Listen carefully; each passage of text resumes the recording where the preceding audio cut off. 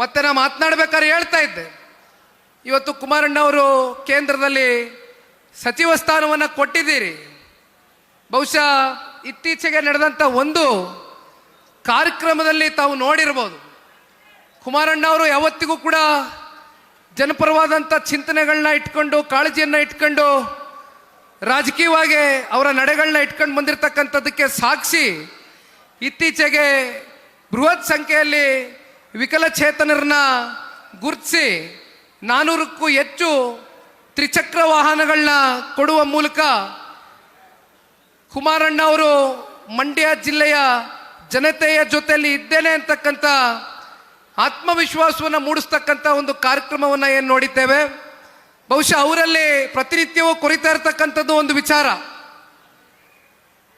ಜಿಲ್ಲೆಯ ಯುವಕರಿಗೆ ಉದ್ಯೋಗವನ್ನು ಕಲ್ಪಿಸ್ಕೊಡ್ತಕ್ಕಂಥ ಅವರಲ್ಲಿ ಇರ್ತಕ್ಕಂಥ ಒಂದು ಇಚ್ಛಾಶಕ್ತಿ, ಆ ಒಂದು ಕಲ್ಪನೆಗೆ ಪೂರಕವಾಗಿ ಎಲ್ಲೋ ಒಂದು ಕಡೆ ಇಲ್ಲಿ ಇರ್ತಕ್ಕಂಥ ಸರ್ಕಾರಗಳು ಅವ್ರಿಗೆ ಹೆಚ್ಚಿನ ಸ್ಪಂದನೆ ಕೊಡದೇ ಇರ್ತಕ್ಕಂಥದ್ದು ಬಹುಶಃ ಎಲ್ಲೋ ಒಂದು ಕಡೆ ಅವರ ಆಲೋಚನೆ ಗುರಿಯನ್ನು ಮುಟ್ತಕ್ಕಂಥದ್ದಕ್ಕೆ ಆಗ್ತಾ ಇಲ್ಲ ಅಂತಕ್ಕಂಥದ್ದು ಕುಮಾರಣ್ಣ ಅವರಲ್ಲಿ ಇರ್ತಕ್ಕಂಥ ಒಂದು ಚಿಂತನೆ. ಕುಮಾರಣ್ಣ ಅವರು ಬಹುಶಃ ಅನೇಕ ಸಂದರ್ಭದಲ್ಲಿ ಹೇಳಿದ್ದಾರೆ, ಇವತ್ತು ಎಲೆಕ್ಟ್ರಿಕ್ ವೆಹಿಕಲ್ ಇವತ್ತೇನು EV ಜಗತ್ತಿಗೆ ಇವತ್ತು ಹೊಸದಾಗಿ ಪ್ರವೇಶವನ್ನು ಮಾಡ್ತಾ ಇದೆ ಇಡೀ ಭಾರತ ದೇಶ.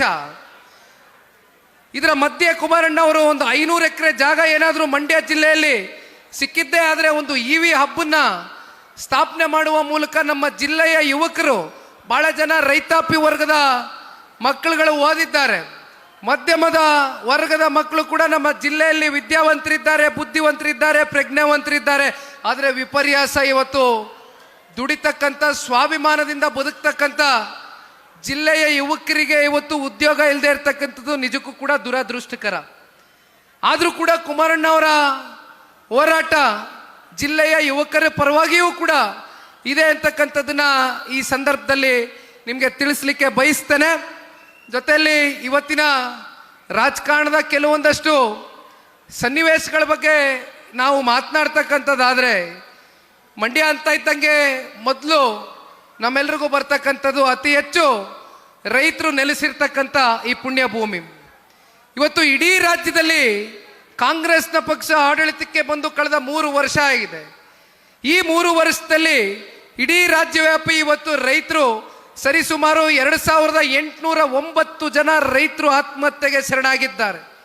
ಹತ್ತತ್ರ 3000 ಜನ ರೈತರು ಆತ್ಮಹತ್ಯೆಗೆ ಶರಣಾಗಿರ್ತಕ್ಕಂಥ ವಿಚಾರ ನಿಜಕ್ಕೂ ಕೂಡ ಮನಸ್ಸಿಗೆ ಬಹಳ ನೋವಾಗ್ತಕ್ಕಂಥ ಸಂಗತಿ. ಅದರಲ್ಲಿ ಮಂಡ್ಯ ಜಿಲ್ಲೆಯಿಂದಾನೇ 97 ಜನ ರೈತರು ಆತ್ಮಹತ್ಯೆಗೆ ಶರಣಾಗಿದ್ದಾರೆ. ಯಾತಕ್ಕೆ ರೈತರು ಆತ್ಮಹತ್ಯೆಗೆ ಶರಣಾಗ್ತಕ್ಕಂಥ ಒಂದು ಸನ್ನಿವೇಶ ನಮ್ಮ ರಾಜ್ಯದಲ್ಲಿ ನಾವು ಕಾಣ್ತಾ ಇದ್ದೇವೆ ಅಂತಕ್ಕಂಥದ್ದು ಹೇಳೋದಾದರೆ, ಇವತ್ತು ಮಂಡ್ಯ ಜಿಲ್ಲೆಯಲ್ಲಿ ನಿಂತು ಮಾತನಾಡ್ತಾ ಇದ್ದೇನೆ. ಆದರೆ ಕಳೆದ ವರ್ಷ ಇದೇ ರೀತಿ ಬೀದರ್ನಲ್ಲಿ, ಕಲಬುರಗಿಯಲ್ಲಿ, ರಾಯಚೂರಲ್ಲಿ, ಕಲ್ಯಾಣ ಕರ್ನಾಟಕದ ಜಿಲ್ಲೆಗಳಲ್ಲಿ ಅತಿವೃಷ್ಟಿಯಾಗಿ ಧಾರಾಕಾರವಾಗಿ ಮಳೆ ಸುರಿಯಿತು. ಅಲ್ಲಿದ್ದಂಥ ರೈತರ ಬದುಕು ಸ್ಥಿಂತಾಜನಿಕ ಆಯಿತು. ರೈತರು ಬೀದಿಗೆ ಬಂದರು. ಕೊನೆಗೆ ರೈತರು ಬೆಳೆದಂಥ ಬೆಳೆ ಸಂಪೂರ್ಣವಾಗಿ ನಾಶ ಆಯಿತು. ಅಂಥ ಒಂದು ಸಂದರ್ಭದಲ್ಲೂ ಕೂಡ ರಾಜ್ಯ ಸರ್ಕಾರ ಆಗಲಿ, ರಾಜ್ಯದ ಮಂತ್ರಿಗಳಾಗಲಿ ಯಾರು ಕೂಡ ಹೋಗಿ ಅಲ್ಲಿ ರೈತರ ಸಮಸ್ಯೆ ಏನಿದೆ ಅಂತಕ್ಕಂಥದ್ದನ್ನ ಕನಿಷ್ಠ ಪಕ್ಷ ಆಲಿಸ್ತಕ್ಕಂಥ ಒಂದು ಸೌಜನ್ಯತೆಯನ್ನು ಕೂಡ ಇಟ್ಕೊಳ್ತಕ್ಕಂಥದ್ದು ಮಾಡಲಿಲ್ಲ. ಇದೇ ರೀತಿ ನಿರಂತರವಾಗಿ ಬಹುಶಃ TC ಕನೆಕ್ಷನ್ಗಳ ಒಂದು ಬೆಲೆ ಎಲ್ಲಿಗೆ ಹೋಗಿ ನಿಂತಿದೆ. ಜೊತೆಯಲ್ಲಿ ಇವತ್ತು ಬಹಳಷ್ಟು ಸಂಕಷ್ಟದ ದಿನಗಳು ರೈತರು ಏನು ಎದುರು ನೋಡ್ತಾ ಇದ್ದಾರೆ. ಬಹುಶಃ ಇದೆಲ್ಲದಕ್ಕೂ ಒಂದು ಕಡಿವಾಣ ಹಾಕಬೇಕು. ರೈತರು ಸಮೃದ್ಧವಾಗಿ ಮುಂಬರ್ತಕ್ಕಂಥ ದಿನಗಳಲ್ಲಿ ಬದುಕಬೇಕು ಅಂತಕ್ಕಂಥದ್ದಾದರೆ ಬಹುಶಃ ನಿಮ್ಮೆಂತ ತಂದೆ ತಾಯಂದ್ರ ಒಂದು ಆಶೀರ್ವಾದ 28ರ ವಿಧಾನಸಭಾ ಚುನಾವಣೆಯಲ್ಲಿ NDA ಮಿತ್ರಕೂಟದ ಸರ್ಕಾರ ಕನ್ನಡ ನಾಡಿನ ಜನತೆಯ ಒಂದು ಆಶೀರ್ವಾದದಿಂದ ರಚನೆ ಮಾಡ್ತಕ್ಕಂಥ ದಿನಗಳು ಬಹಳ ದೂರ ಇಲ್ಲ. ಹಾಗಾಗಿ ನಮ್ಮ ಪಕ್ಷದ ಕಾರ್ಯಕರ್ತರಲ್ಲಿ ನಾನು ಒಂದು ಮನವಿಯನ್ನು ಮಾಡಲಿಕ್ಕೆ ಇಷ್ಟಪಡ್ತೇನೆ. ವಿಚಾರಗಳು ಇನ್ನೂ ಸಾಕಷ್ಟು ವಿಚಾರಗಳಿದೆ, ಮಾತನಾಡ್ತಾ ಹೋದರೆ ಬಹುಶಃ ಸಮಯ ಈಗಾಗಲೇ 2 ಗಂಟೆ 5 ನಿಮಿಷ ಆಗಿದೆ. ಬೇಸಿಗೆಗಾಲ, ನೀವೆಲ್ಲ 9 ಗಂಟೆ 8ವರೆಗೆ ಮನೆ ಬಿಟ್ಟಿದ್ದೀರಿ. ಪುಟ್ಟರಾಜಣ್ಣ ಹೇಳ್ತಾ ಇದ್ರು, ಬೆಳಗ್ಗೆನೆ ಮನೆ ಬಿಟ್ಟಿದ್ದಾರೆ ಎಲ್ಲರೂ. ಹಾಗಾಗಿ ಹೆಚ್ಚು ಕಮ್ಮಿ 5 ಗಂಟೆ 6 ಗಂಟೆ ಆಗಿದೆ. ಮಾತನಾಡ್ತಕ್ಕಂಥ ವೇದಿಕೆಗಳಲ್ಲಿ ಇನ್ನೂ ಹೆಚ್ಚು ರಾಜ್ಯ ಸರ್ಕಾರದ ವೈಫಲ್ಯತೆಗಳು, ಜೊತೆಯಲ್ಲಿ ಆಡಳಿತದಲ್ಲಿ ಆಗಿರ್ತಕ್ಕಂಥ ಕುಸಿತಗಳು, ಭ್ರಷ್ಟಾಚಾರ, ನಿರಂತರದ ಇವೆಲ್ಲ ಸಮಸ್ಯೆಗಳು ನಡೀತಾ ಇದೆ. ಈ ವಿಚಾರ ಮುಂದೆ ವೇದಿಕೆಗಳಲ್ಲಿ ಪ್ರಸ್ತಾಪ ಮಾಡ್ತೇನೆ.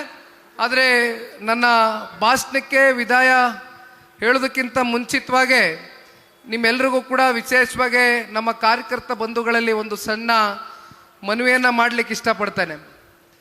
ಬೆಳ್ಳಿ ಹಬ್ಬ ಆಚರಣೆ ಮಾಡಾಗಿದೆ. ದೇವೇಗೌಡರು ಸಾಹೇಬ್ರಿಗೆ ಇವತ್ತು ಮೇಲ್ಕೋಟೆ ವಿಧಾನಸಭಾ ಕ್ಷೇತ್ರದಿಂದ ನಿಂತು ಪುಟ್ಟರಾಜಣ್ಣ ಅವರು ಮತ್ತು ಜಿಲ್ಲೆಯಲ್ಲಿ ಇರ್ತಕ್ಕಂಥ ಎಲ್ಲ ನಾಯಕರು ಒಂದು ಪ್ರತಿಜ್ಞೆಯನ್ನು ಮಾಡುವ ಮೂಲಕ 25 ವರ್ಷ ಅಷ್ಟೇ ಅಲ್ಲ, ಜನತಾದಳ ಪಕ್ಷ ಮತ್ತಿಪ್ಪತ್ತೈದು ವರ್ಷ ಸುಭದ್ರವಾಗಿ ಸುವರ್ಣ ಮಹೋತ್ಸವವನ್ನು ಆಚರಣೆ ಮಾಡ್ತಕ್ಕಂಥ ಒಂದು ದಿನ ನಾವೆಲ್ಲರೂ ಕೂಡ ಎದುರು ನೋಡ್ತಕ್ಕಂಥದಕ್ಕೆ ನಮ್ಮ ನಿಮ್ಮೆಲ್ಲರ ನಿರಂತರ ಹೋರಾಟಗಳು, ಜನಪರವಾದಂಥ ಕಾಳಜಿ, ಜನಪರವಾದಂಥ ಬದ್ಧತೆಯೊಂದಿಗೆ ಈ ಪ್ರಾದೇಶಿಕ ಪಕ್ಷವನ್ನು ದೇವೇಗೌಡರು ಸಾಹೇಬರು ಕಟ್ಟಿದ್ದಾರೆ.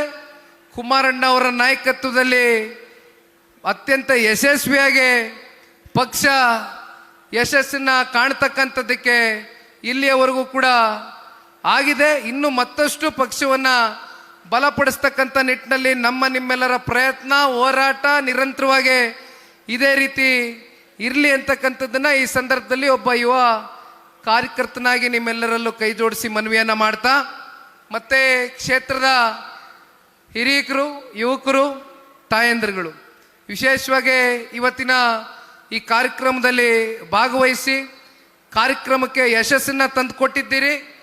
ಪುಟ್ಟರಾಜಣ್ಣ ಅವರ ಜೊತೆಯಲ್ಲಿ ಕ್ಷೇತ್ರದ ಜನತೆ ಹಿಂದೇನೂ ಇತ್ತು, ಮುಂದೇನೂ ಇದೆ.